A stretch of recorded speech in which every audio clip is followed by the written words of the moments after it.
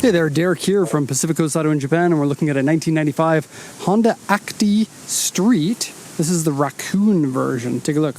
Raccoon.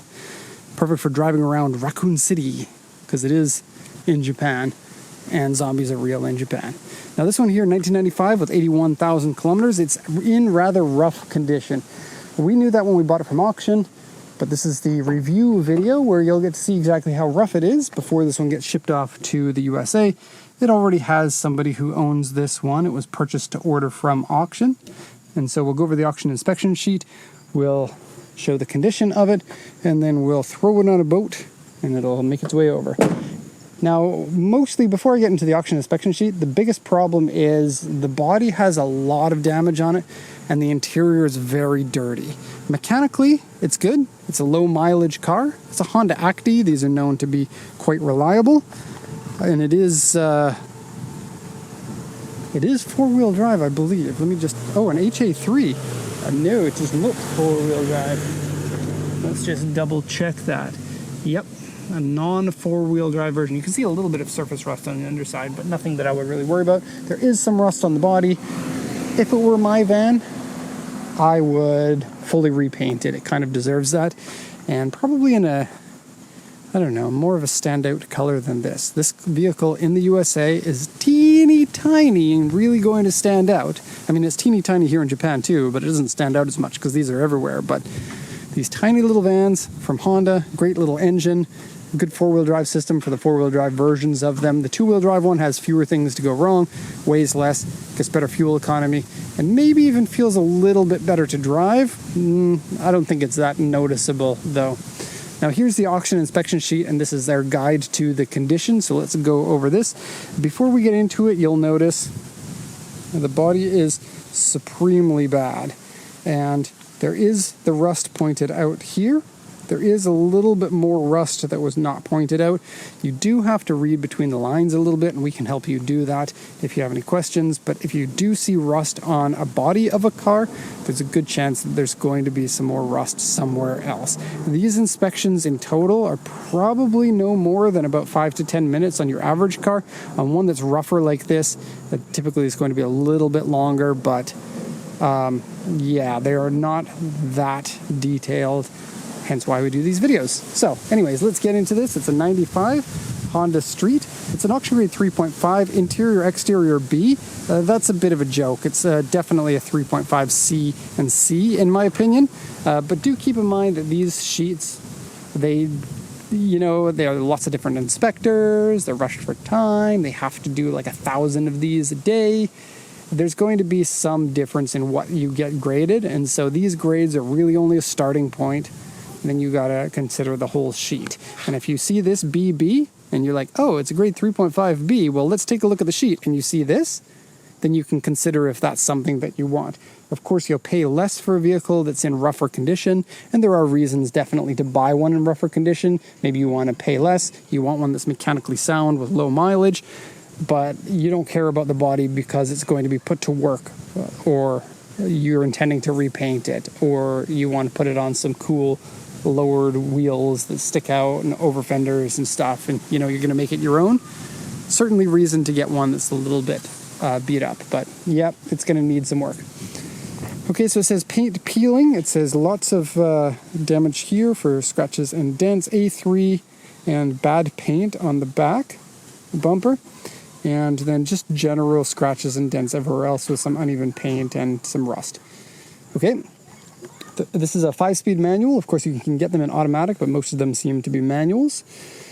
The clutch on the Actys is a little bit weird on all of them, but nothing that you can't get past once you're used to it. So here it says windshield rock chip, interior scratched and dirty. Now, they don't have an area to say it's very dirty inside, but this one definitely deserves that, especially the trunk area has a lot of scratches and dents and dirtiness. So steering wheel wear, headliner dirty, underside surface rust. Here's the little hint about the headliner dirty. It often means the car's been smoked in. This one, it has been. There's cigarettes in the ashtray, but it doesn't smell so strongly of cigarettes. It's more of just a dirty car smell inside. And then steering wheel is wheel cover scratched, like hubcaps scratched, bed area scratched, and front panel dented. Front panel is the metal that goes behind the front bumper. Usually it means they've hit something if you've dented it. You do have a little bit of a lineup issue here. You can see down here it's really close, and up here it's a little bit further away. Okay.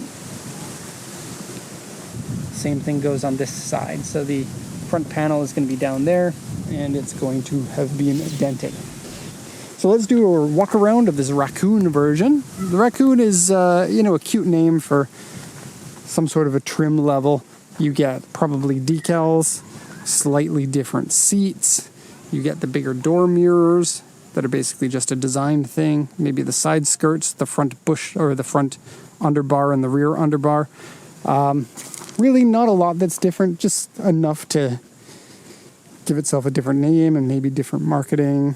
Hopefully catch somebody to spend maybe an extra $1,000 for this version compared to the regular version.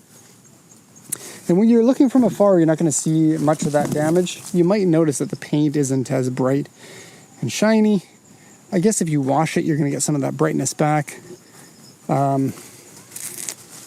But once you get closer, you're going to see more of the damage. Now, together with this video, you're going to get a side panel check video, and that's going to go over more of the details of the exterior than this video will. This is kind of a, an overview of all of the other videos and the pictures that you get in the report. So, front face. Now, the car has a lot of this touched up paint in lots of areas. Now, it is really dirty, so it can be a little bit tricky to see where any of the damage is, but I'll point out what I can. Now, right next to the windshield here used to have some rust. It was ground down and repainted, so there's some uneven paint in this area. So you get that dirt off. So you can kind of see some areas where some body filler has been used. And this is the kind of thing that an auction can't really find for you. And this is what I'm talking about with the read between the lines. You've got some rust on the back. You know about that. So there's going to be possibly some other areas that were either repaired or are rusty and they didn't catch it. So no rust there, but there are some repairs.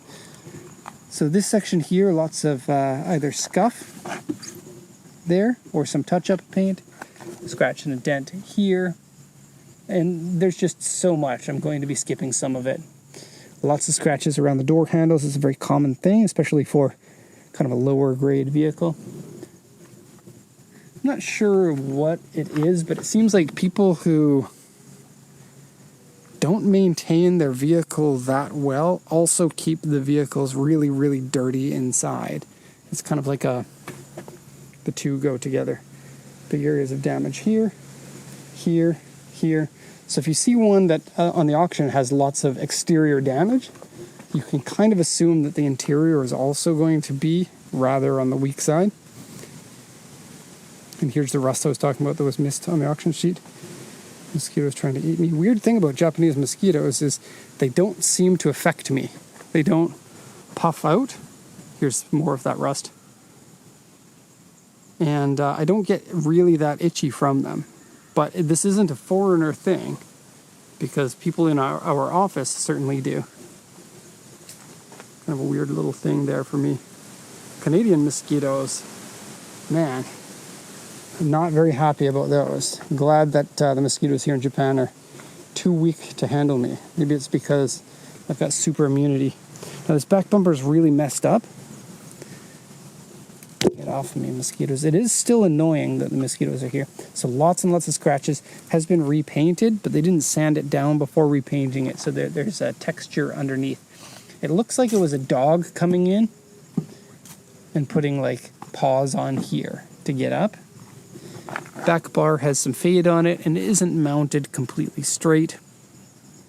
Okay, yeah, the dent in the back here, a little bit of rust there. And some rust under here. Looks like they hit this at some point. Fixed it, Japanese style fix. And then the rust is coming through again. Okay, onto this side. We got scratch there. Some touch-up paint along there. And of course I took pictures of all of the damage so that you can zoom in We take 10 megapixel pictures, which doesn't sound that high when you get cameras. I mean, the camera that we shoot on can do up to like 48 megapixels, but our report is a download that's usually around 3 gigabytes. And we have to have it not get too large. The camera can also shoot in 4K, but for the same reason, we can't really be sending 4K files to people. Okay, the roof, lots of paint peeling. It also has a big scratch here. So let's go into the interior now.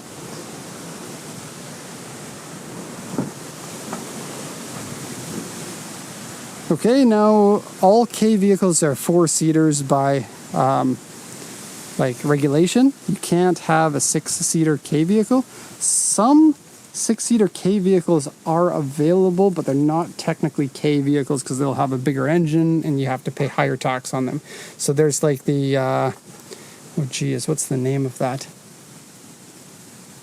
There is